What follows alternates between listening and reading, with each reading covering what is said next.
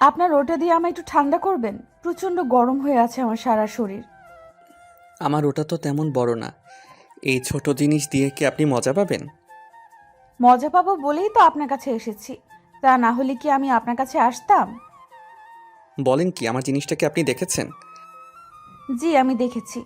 তাই তো ব্যাকুল হয়ে ছুটে এসেছি আপনার কাছে। দিন না একটু ঠান্ডা করে। প্রচন্ড গরম হয়ে আছে আমার সবকিছু। আচ্ছা, ঠান্ডা না হয় করব, কিন্তু তার আগে আমায় বলুন যে আমি তো আমার এটাকে সবার থেকে আড়াল করে রাখি। আপনি এটাকে দেখতে পেলেন কি করে? আরে আপনি যখন দরজা খোলা রেখে ঘুমিয়েছিলেন, তখন আমি দেখেছি আপনার লুঙ্গির উপর ফুলে আছে। তখন আমি লুঙ্গি সরিয়ে দেখেছি আপনার জিনিসটা। খুব সুন্দর জিনিসটা। তাই তো ঠান্ডা হতে চলে এসেছি। ওরে, আপনি তো দেখছি ভারী ফাজিল। আমার অজান্তে আমার জিনিসটা বের করে দেখেও নিয়েছেন। আমি তো টেরই পেলাম না কখন কি করলেন। আপনি কি এখন বকবক করে যাবেন নাকি আমায় ঠান্ডা করবেন? এত অধৈর্য হতে হয় না। আমি করছি আপনাকে ঠান্ডা, তবে তার আগে লুঙ্গি খুলে ওটাকে বের করতে হবে তো নাকি? হ্যাঁ, বের করুন।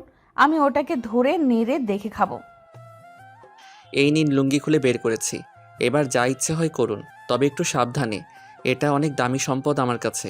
কোনো ক্ষতি যেন না হয়। নীল কথাটা শেষ করতেই নেহা নীলের লুঙ্গির নিচে থাকা জিনিসটা নিয়ে ঠান্ডা হতে লাগলো। ভাবছেন লুঙ্গির নিচের জিনিস দিয়ে আবার কেমন করে ঠান্ডা হয়। আসলে নীল অনেক পরিশ্রম করে টাকা জমিয়ে একটা ফ্যান কিনেছে, যেটা কারেন্ট না থাকার পরেও চলবে। নেহা আর নীলের মাঝে তেমন কোনো বিশেষ সম্পর্ক নেই। আসলে নীল নেহার বাড়ির ভাড়াটিয়া। নীল পড়াশোনা করার জন্য এই শহরে আসে। থাকার জায়গা পায়নি বলে নীল নেহাদের বাড়ি ভাড়া নিল। আজ সকাল থেকে নীলের বাড়িতে বিদ্যুৎ নেই, তাই নেহা নীলের রুমে এসেছে একটু গরমের থেকে মুক্তি পাবার জন্য। নেহা নীলের রুমে প্রায় সব সময় আসে, আর নীলের রুমে চিরুনি তল্লাশি করে সব কিছু খুঁটিয়ে খুঁটিয়ে চেক করে। আজও তার বিপরীত নয়। নেহা নীলের রুমে এসে দেখতে পায় তার রুমে একটা ব্যাটারি চালিত ফ্যান আছে। তারপর কি হলো দেখতেই তো পেলেন। নেহা ফ্যানের বাতাস খেয়ে খেয়ে নীলকে উদ্দেশ্য করে বলতে লাগলো, আচ্ছা, আপনি এত সাধারণভাবে চলাফেরা করেন কেন? আপনার পরিবারের লোকজনের অবস্থা কি সচ্ছল নয়? সচ্ছল বলতে আমার বাবা মস্ত বড় বিজনেসম্যান। আমি আপনাদের থেকে কিছু আড়াল করেছি। আমি নিজের বাড়ি থেকে পালিয়ে এসেছি। নীলের কথাটা শুনে নেহা একটু অবাক হলো। কারণ এতকাল শুনে এসেছে যে মেয়েরা বাড়ি থেকে পালিয়ে যায়, কিন্তু আজ নেহা জীবনে এই প্রথমবারের মতো দেখছে কোনো ছেলে নিজের বাড়ি থেকে পালিয়ে এসেছে। নীলের কথা শুনে নেহা বেশ কৌতূহলী হয়ে পড়ল। নীলের সব সত্যি জানার জন্য তার মনের মধ্যে কৌতূহলের সৃষ্টি হলো। নেহা নীলকে উদ্দেশ্য করে বলতে লাগলো, আপনি নিজের বাড়ি থেকে পালিয়ে এসেছেন মানে? হঠাৎ করে নিজের বাড়ি থেকে পালানোর কি প্রয়োজন পড়লো? সে অনেক কথা, সব কিছু তো আর বলা যাবে না। শুধু এতটুকুই জেনে রাখুন, আমি নিজের পরিচয় চাই আর প্রচুর লড়াই করতে চাই, তাই এখানে এসেছি। বুঝলাম। তো একটা সত্যি কথা বলেন তো, আপনি কি প্রেম করেন নাকি? না মানে এত সুন্দর একটা ছেলে হয়েও কি সবার মতো আপনি সিঙ্গেল আছেন? সবার মতো মানে? ও, তার মানে আপনিও রিলেশনে আছেন আর সবাইকে বলে বেড়ান যে আপনি সিঙ্গেল? আরে আপনি তো আমার কথায় আমাকেই ফাঁসিয়ে দিলেন। আমি রিলেশন করি নাই কখনো, কারণ আমার মনের মতো ছেলের দেখা আমি এখনো পাইনি। সবাই এটাই বলে। নীল আর নেহা একে অপরের সাথে বেশ মন খুলে কথা বলতে লাগলো।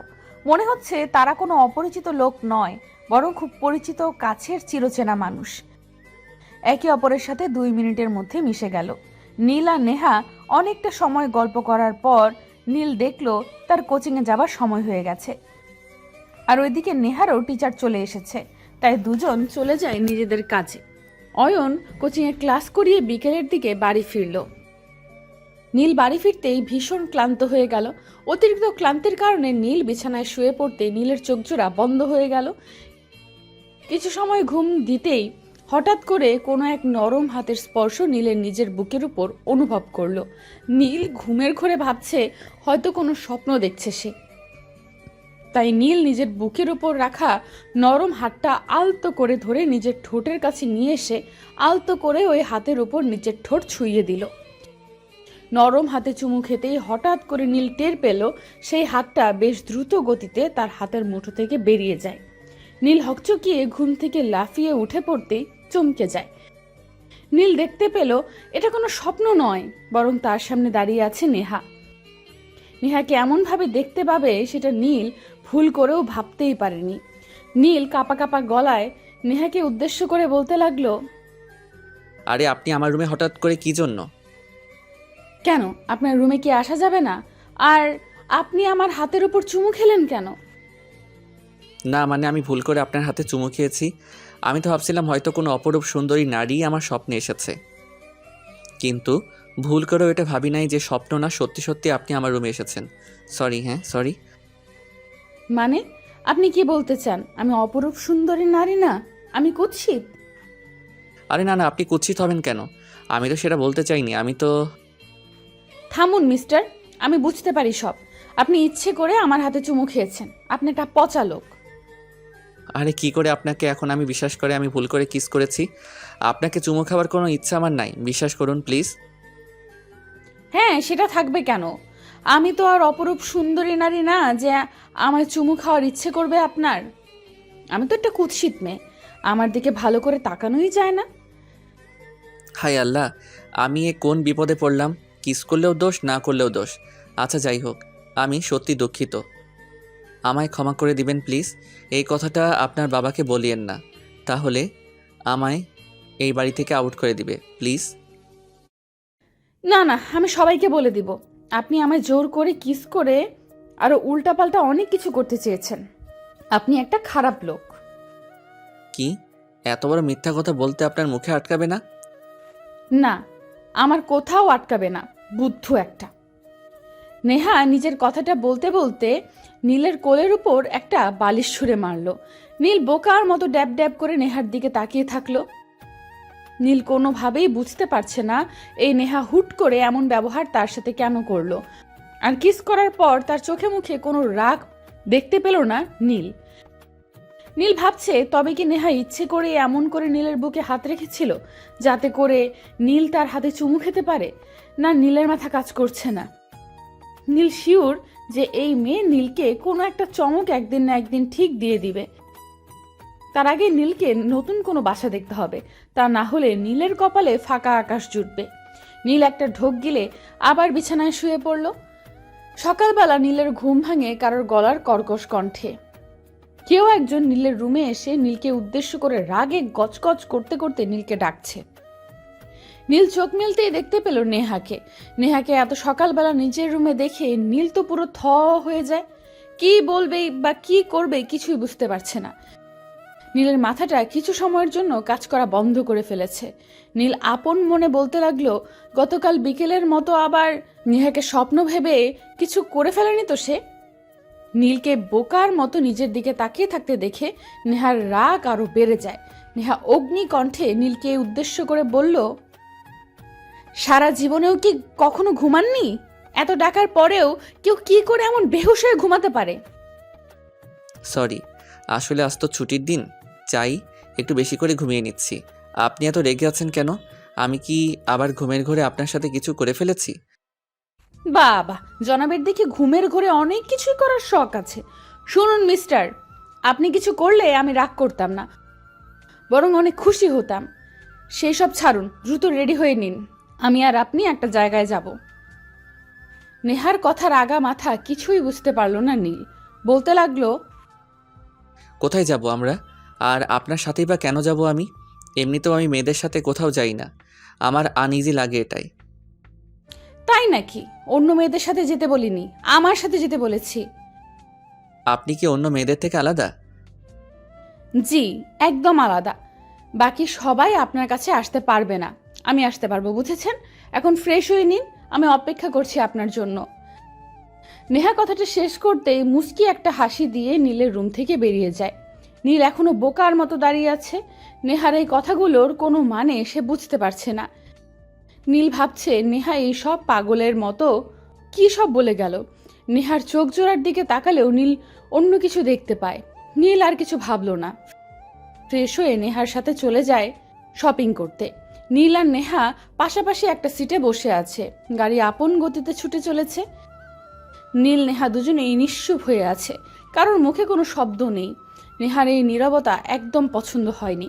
নেহা সকল নীরবতা ভেঙে নীলকে উদ্দেশ্য করে বলতে লাগলো, নীল, আপনি কি জানেন কিছু?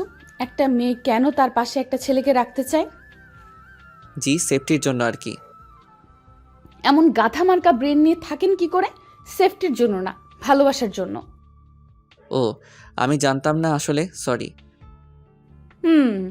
আচ্ছা, আমার চোখের দিকে তাকান না একটু, দেখুন তো আমার চোখ কি বলছে।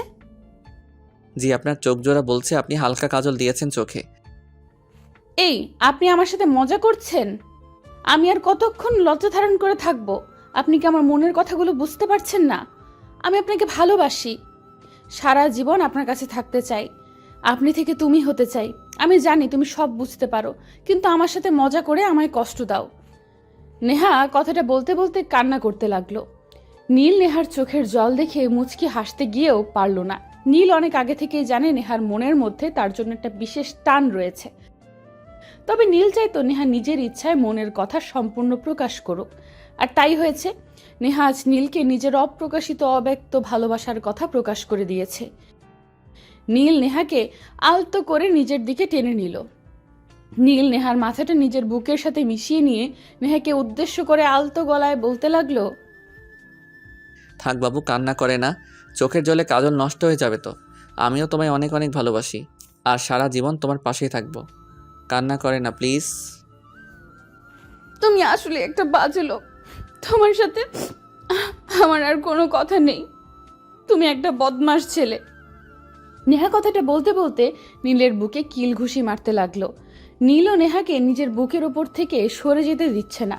প্রিয়জনকে বুকে নিলে যে পরম শান্তি অনুভব হয়, সেই শান্তিটা অন্য কোনোভাবে পাওয়া যায় না।